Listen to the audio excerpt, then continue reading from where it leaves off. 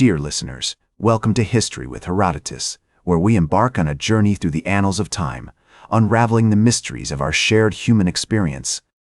Today we set sail for the uncharted waters of the Age of Exploration, Columbus and beyond, an era that would redefine the boundaries of the known world and forever alter the course of history. As we delve into this fascinating period, let us begin by charting the earliest currents that carried humanity toward the horizon of discovery. It is a tale of curiosity, ingenuity, and perseverance woven from the threads of ancient civilizations, intrepid explorers, and visionary leaders. The precursor to this era was marked by the maritime achievements of the Phoenicians, who around 1500 BCE established a vast trading network that spanned the Mediterranean, with their ships sailing as far as the shores of Britain and the coasts of West Africa. We find ourselves in the midst of a vibrant tapestry where the ancient Greeks, such as Herodotus himself, wrote about the wonders of the known world, while philosophers like Aristotle pondered the existence of unknown lands beyond the horizon. The Romans, with their engineering prowess and administrative genius, built an empire that stretched from the Iberian Peninsula to the Indus River, leaving behind a legacy of roads, bridges, and canals that would facilitate future exploration. As we navigate through the ages, we arrive at the shores of the Mediterranean, where the maritime republics of Italy, particularly Genoa and Venice, had established themselves as dominant powers by the 13th century. Their merchant fleets and naval prowess paved the way for the great discoveries that were to come. The Vikings, those intrepid Norse seafarers, were making significant inroads into the unknown, with their voyages to Iceland, Greenland, and even North America, which took place around 1000 CE. The Portuguese, too, were making significant strides in navigation and exploration, with their skilled sailors and cartographers pushing the boundaries of the known world. The likes of Prince Henry the Navigator, who sponsored expeditions along the West African coast in the early 15th century, played a crucial role in laying the groundwork for the Age of Exploration. As we explore the historical context of this era, we find ourselves in the midst of a complex web of trade routes, cultural exchanges, and imperial ambitions.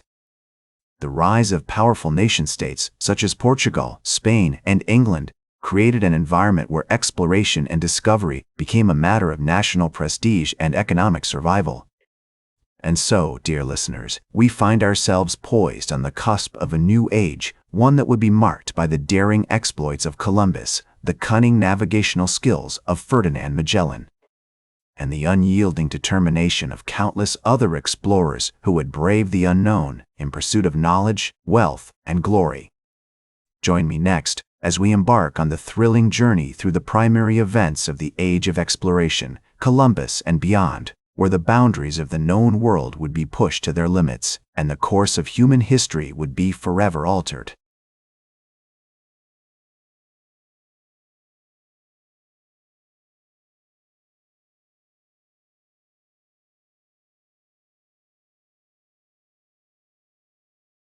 Dear listeners, welcome back to History with Herodotus, as we continue our journey through the annals of time, unraveling the mysteries of the Age of Exploration, Columbus and beyond.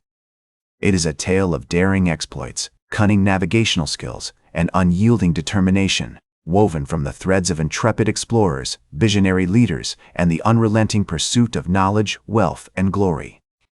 We find ourselves in the vibrant port city of Lisbon, where the Portuguese had established themselves as masters of navigation and exploration.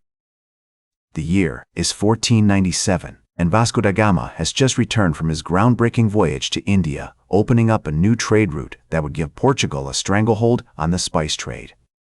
The likes of Ferdinand Magellan, a skilled navigator who would later lead the first expedition to circumnavigate the globe, were making significant inroads into the unknown, mapping the coastlines of South America, and discovering the treacherous Strait of Magellan at the tip of Chile.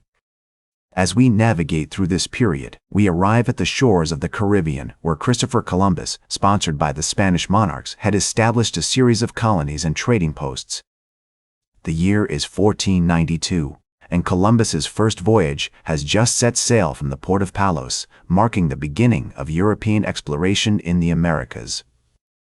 We see the bustling streets of Santo Domingo, the first permanent European settlement in the New World, where Spanish colonizers were interacting with indigenous peoples, exchanging goods, ideas, and cultures.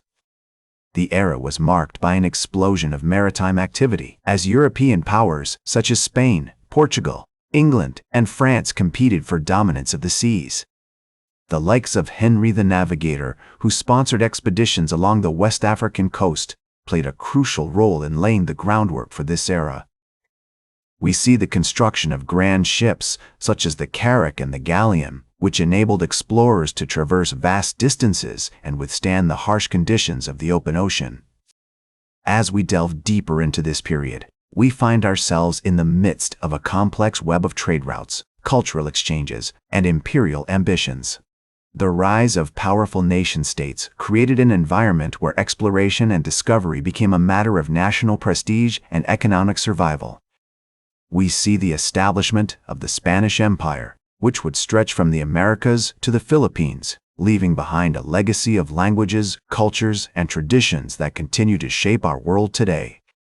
The words of Ferdinand Magellan, "The sea is the same everywhere, but the route is not echo through the ages," reminding us of the cunning navigational skills and unyielding determination that defined this era. As we explore the historical context of this period, we find ourselves in awe of the achievements of these intrepid explorers who braved the unknown in pursuit of knowledge, wealth, and glory. And so, dear listeners, as we reach the pinnacle of the age of exploration, Columbus and beyond, we are reminded that this era was not just about discovery, but about the transformation of the world.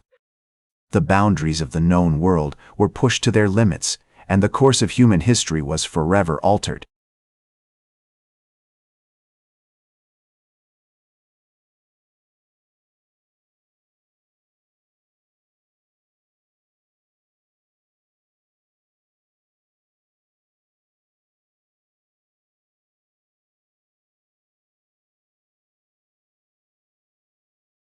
Dear listeners, welcome back to History with Herodotus, as we conclude our journey through the Age of Exploration, Columbus and beyond. As the 16th century drew to a close, the excitement and novelty of exploration began to wear off, and the harsh realities of colonization and exploitation became increasingly apparent. The indigenous populations of the Americas, who had initially greeted European explorers with curiosity and hospitality, were decimated by disease, violence, and forced labor. The year is 1521, and the Spanish Empire, which had once seemed invincible, was beginning to show signs of strain. The conquistadors, who had conquered vast swaths of land in the Americas, were now faced with the daunting task of governing and exploiting their new territories. The Portuguese, meanwhile, were struggling to maintain their grip on the spice trade, as other European powers, such as the Dutch and the English, began to challenge their dominance.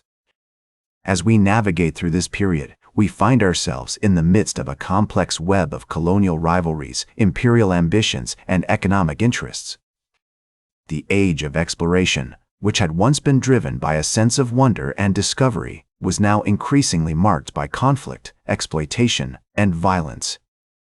The words of Bartolomé de las Casas, a Spanish Dominican friar who advocated for the rights of indigenous peoples, echo through the ages, reminding us of the devastating consequences of colonialism and the importance of empathy and compassion. The decline of the Age of Exploration was also marked by a shift in the global balance of power. The rise of new European powers such as the Dutch and the English, who were more focused on trade and commerce than conquest and colonization, began to challenge the dominance of the Spanish and Portuguese empires.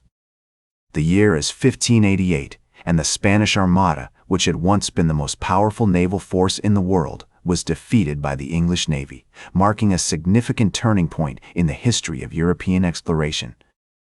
As we explore the lasting legacy of the Age of Exploration, Columbus and beyond, we are reminded that this era was not just about discovery, but about transformation. The boundaries of the known world were pushed to their limits, and the course of human history was forever altered. The languages, cultures, and traditions that were exchanged during this period continue to shape our world today. From the Spanish language spoken in the Americas to the African rhythms that influence the music of the Caribbean.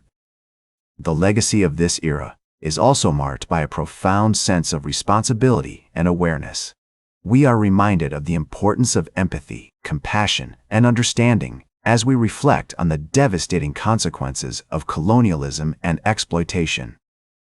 The words of Ferdinand Magellan, "The sea is the same everywhere, but the route is not," echo through the ages, reminding us of the cunning navigational skills and unyielding determination that defined this era, but also of the need for humility, respect, and cooperation as we navigate the complexities of our globalized world. And so, dear listeners, as we conclude our journey through the age of exploration, Columbus and beyond, we are left with a profound sense of wonder, awe, and responsibility. We are reminded that this era was not just about discovery, but about transformation, and that its legacy continues to shape our world today. Join me in reflecting on the significance of this era and the importance of learning from the past as we navigate the complexities of our globalized world. That's all for today's History with Herodotus. Remember to like, share, and subscribe, and until next time, remember that to understand the present, we must first understand the past.